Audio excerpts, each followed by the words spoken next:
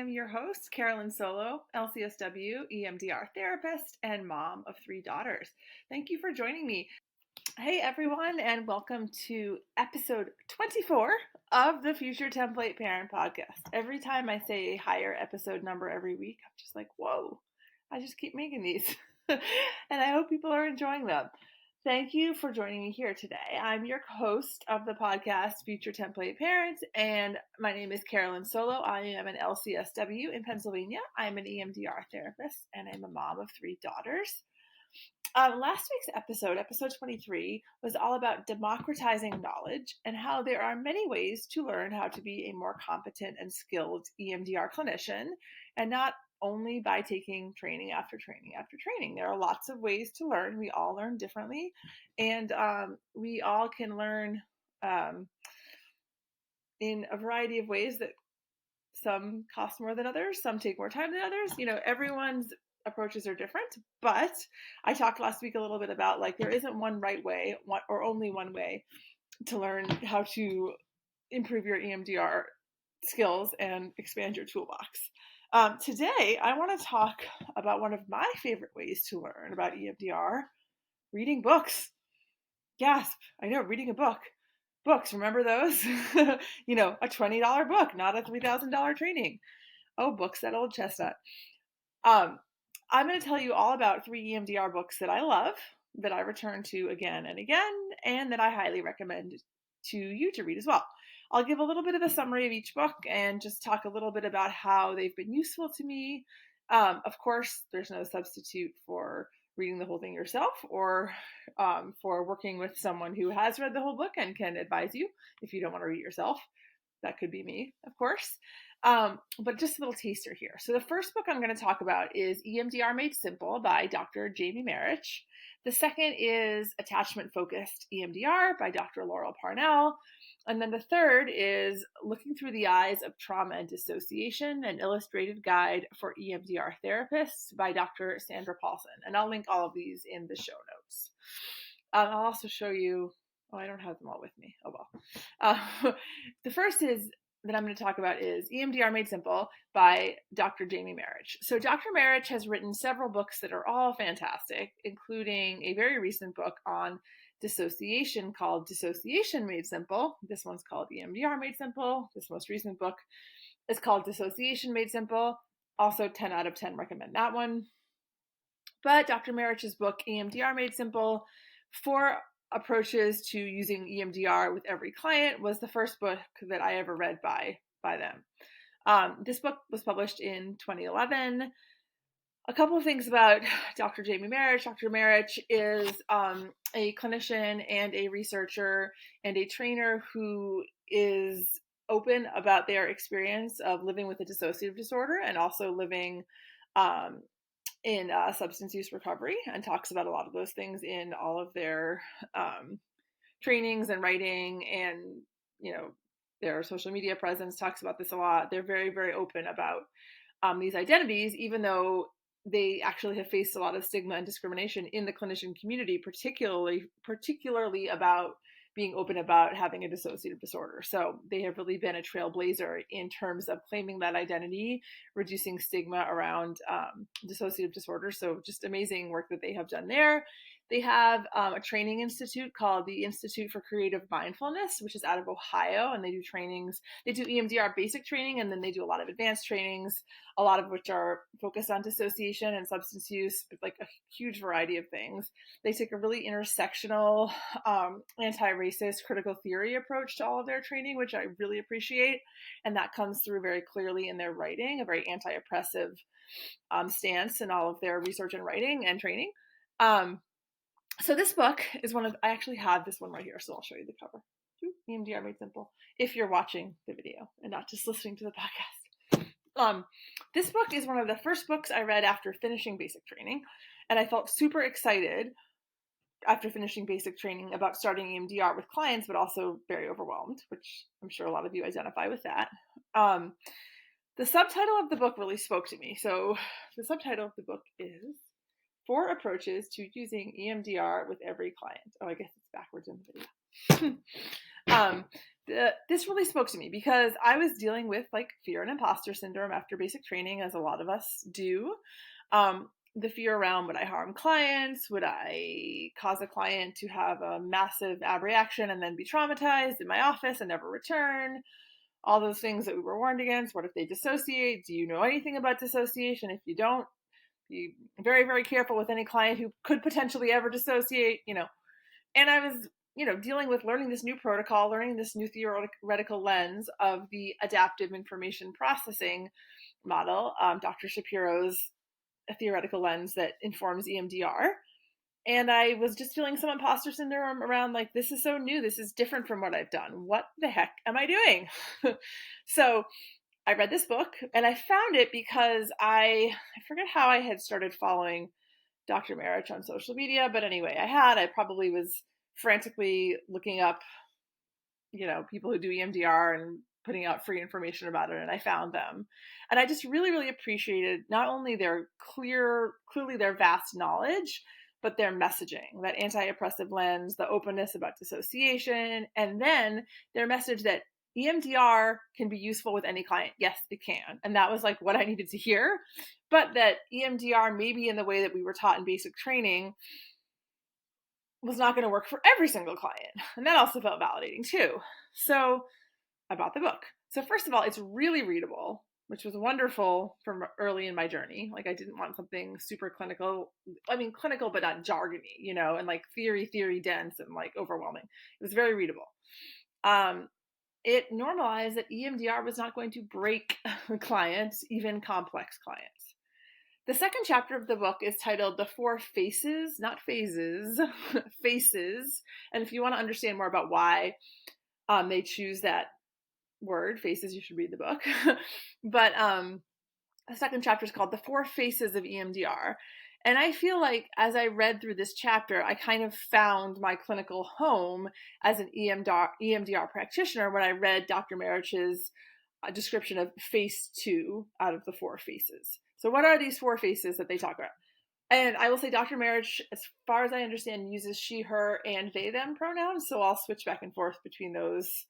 Well, that would be why you might hear me do that. Phase 1 is protocol-oriented EMDR, as Dr. Marich calls it. And I'm going to quote from directly what she says in the book about the different phases, and that protocol-oriented EMDR is, quote, strict adherence to the current EMDR definition of EMDR, influenced largely by the protocols and procedures as developed by founder Dr. Francine Shapiro, end quote. That's phase 1. Phase 2 is, and again I'm quoting, use of Dr. Shapiro's protocols and procedures with modifications made by the clinician to better suit the clinician's personal style or to better accommodate the client's learning/processing styles and other unique needs. And as I said before, that's the one when I read that, I was like, ooh, that sounds like me and what I would want to do. Phase 3 is EMDR as technique. And again, I'm quoting, and she says, quote, the same as number 2, phase 2, in terms of using the original Shapiro protocol and procedures with necessary modifications. However, EMDR is simply used as an adjunctive technique or procedure to another, psychotherapeutic orientation. With this phase, EMDR does not dominate or guide the treatment. So that's maybe like sprinkling a little EMDR here and there. That's not really me, partly because once I started thinking through the AIP lens, that was it. I was an EMDR clinician, so it wasn't something else. I mean, I certainly had an attachment orientation, a psychodynamic orientation, but I feel like I became an EMDR clinician who has an attachment focus and psychodynamic grounding, basically. And then there's phase 4, EMDR informed interventions. So the use of EMDR informed interventions or evolutions of original EMDR elements and putting them into a different technique or approach to therapy. So maybe you do some phase 2 resourcing, but then you don't necessarily do trauma processing, like something like that. So why am I a phase 2? The idea that EMDR therapy has to be adapted to meet the needs of the individual in front of you spoke to me immediately. But EMDR is my predominant modality, right? Like I am an EMDR clinician. I'm psychodynamically and attachmentally oriented, but my modality is EMDR. That's how I see myself. I'm always thinking in terms of the 8 phases whenever I meet with anyone. Any client session I have is grounded in the 8 phases, even if we're not doing phase 4, right?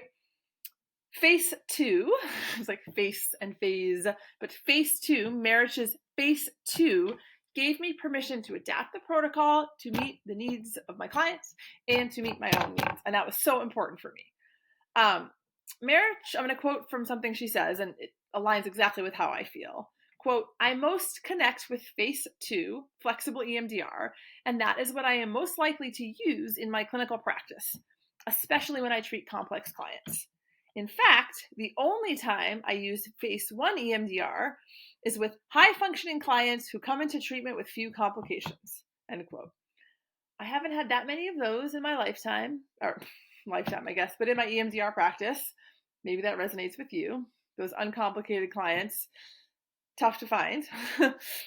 So this has been my exact experience, right? And I was already feeling pulled in this direction after basic training. So reading this book was very validating. So in the book, Dr. Marich talks about each of these 4 phases and how they all can look in the different phases of the 8 phases and all the 3 prongs, why and when one face might be more appropriate than another. I also really appreciate their intersectional approach to EMDR. There's no one-size-fits-all modality for so many reasons, right? And all humans are unique and require modifications, whether it's because of some of their intersectional identities, because some of their needs, some of their learning differences, just how they're feeling that day, their relationship with you, whatever. Modification is necessary, and this book was like, and it's good. Dr. Marich also puts a lot of emphasis on the primary significance of the therapeutic relationship and how using the 4 different faces to respond to the human in front of you strengthens that relationship. And that really spoke to me as a relational, psychodynamic, attachment-oriented therapist. This book is also like littered with little gems, whether they're skills or tips or just like, insights. And here's one, just to give you an example. Again, I'm quoting directly from the book. So Dr. Marich is talking about themselves here when they say I.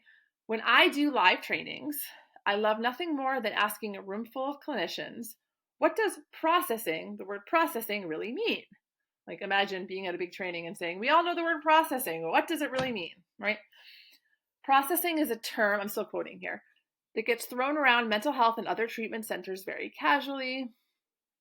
I remember when I interned at my first mental health facility, process was one of the primary buzzwords in the clinical culture. But do we really know what it means? Processing is just a fancy psychological term for making sense of an experience or learning. It can also include the ability to achieve the resolution needed to move on from a traumatic experience or series of experiences.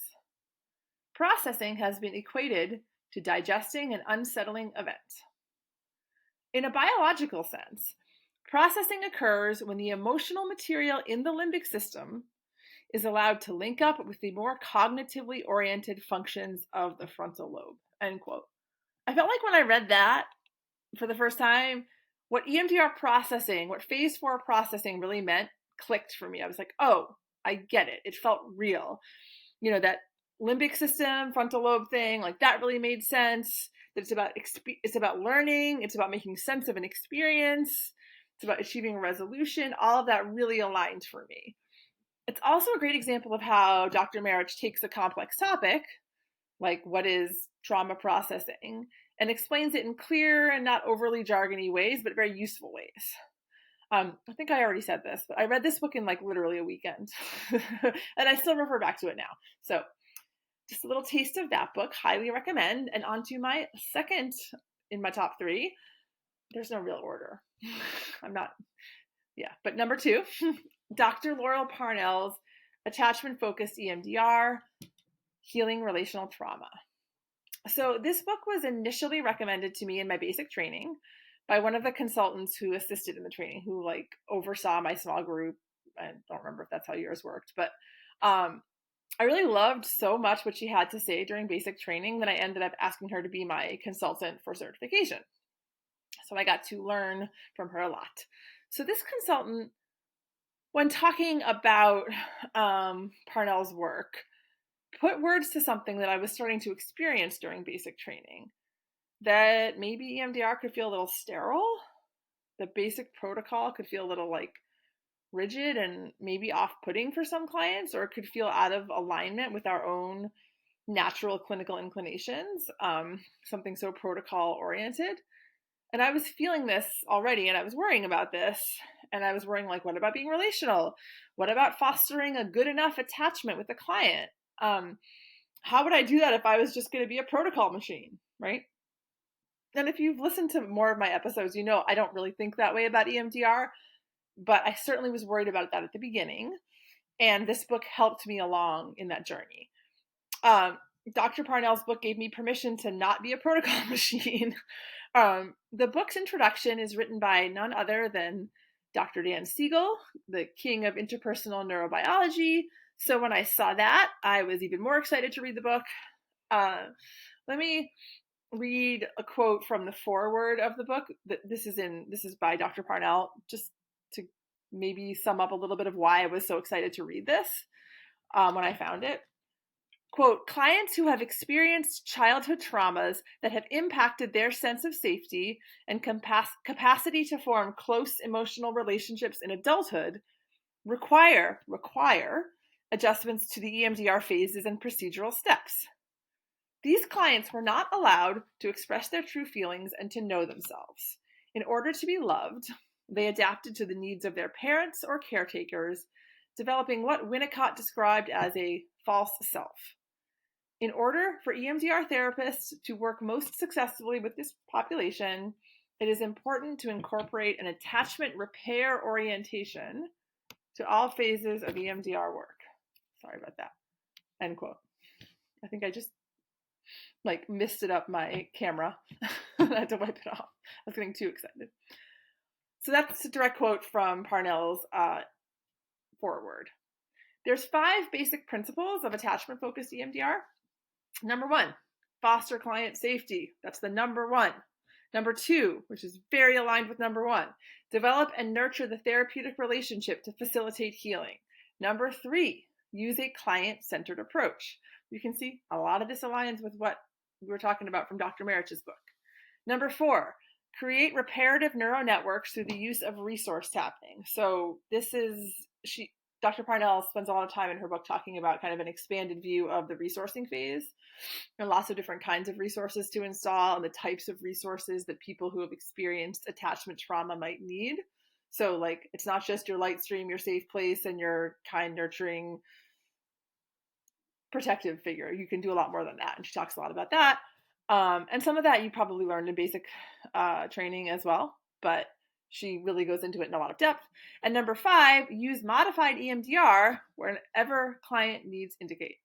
So there's so much to unpack there, and I don't have time or space to explain everything about what that means. That's why you should read the book. But these 5 principles resonated so deeply with me when I first read them. I could still be the therapist I already was and continue to work with very complex clients. Again, a lot of this aligns with what Dr. Marich says as well. And I could do EMDR while working with complex clients. So one example of this modified EMDR that Laurel Parnell talks about, and this is something that I've talked about in previous episodes just because it's a nice, clear, discrete example. She particularly dislikes in standard protocol the VOC, the validity of cognition scale, both during assessment and during installation. And the positive, trying to come up with a positive cognition during assessment and measuring it, with the VOC, that she struggles with that in terms of her attachment-oriented model.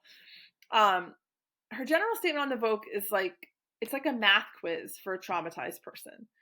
Trauma, as we know, is stored on the right side of the brain, and we've got our numbers and our mathy stuff and our rating scale brain. That's the left brain.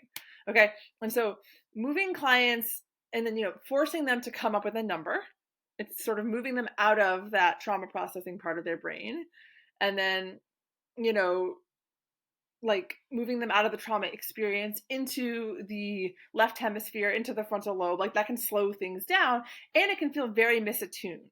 Okay, so that's an example of modified EMDR. There's a lot more, a lot more that she talks about, but that's just a quick example. You know, she is not saying that you should never do it at all, but what she's saying is that if you don't get a VOC score, you're not going to completely ruin EMDR, right? And it may be that for some clients, asking them to come up with a number could be harmful to the relationship and to the progress. So just a quick example there. Another thing I love about this book, the second half of it is just like rich, elaborate, detailed transcripts of sessions that you just read. I mean, obviously all the appropriate measures are taken to protect client confidentiality, and their, compilations, composites, and all that stuff. But like reading those transcripts was so instructive for me as a beginning EMDR clinician. I like ate those up. Those were so helpful. So just a taste of this amazing book. So if you haven't read it already, I recommend you read it if this feels like it speaks to you, this approach. And finally, this is getting along already. I can see got me talking about one of my favorite things, books. Quick side note, I'm also a doctoral student. I'm hopefully graduating in May of 2024. I'm writing my dissertation right now. So I'm a reader. I love to read. And I also realize that not everybody loves to read. But this is a way that I have found I can learn a lot without necessarily spending a week in a new training. Okay, so the last book, Sandra Paulson's Looking Through the Eyes. This is the book that completely transformed my work with dissociative clients. Reading this book, along with working with a consultant with a ton of experience with DID, this finally gave me the confidence, and this book was recommended by my consultant, and we kind of worked through it together. This finally gave me the confidence to start doing parts work with severely dissociative clients. And when I'm saying parts work, I mean this is the book that really taught me how to talk to parts, including perpetrator introjects, okay, including very young child parts, including working with babies that were not verbal, challenging adolescent parts, all of those things, and how to foster internal communication between all those parts using conference table technique, other techniques. I learned how to bring a client back safely from a dissociative freeze episode in my office and not being afraid of that happening. Dr. Paulson is one of the leading experts on working with dissociation and on using EMDR with dissociative clients. If these topics interest you at all, you really, really should read this book. She gives her step-by-step model in this book for how to prepare these clients to engage in trauma processing and to support them during the process.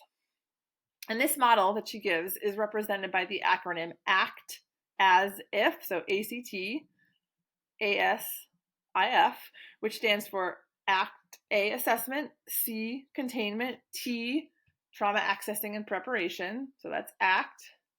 The AS is abreaction of trauma and skills building. That's the AS. And then the IF is integration and future template. So it's like the full model, the three phases of trauma treatment, basically, in this model.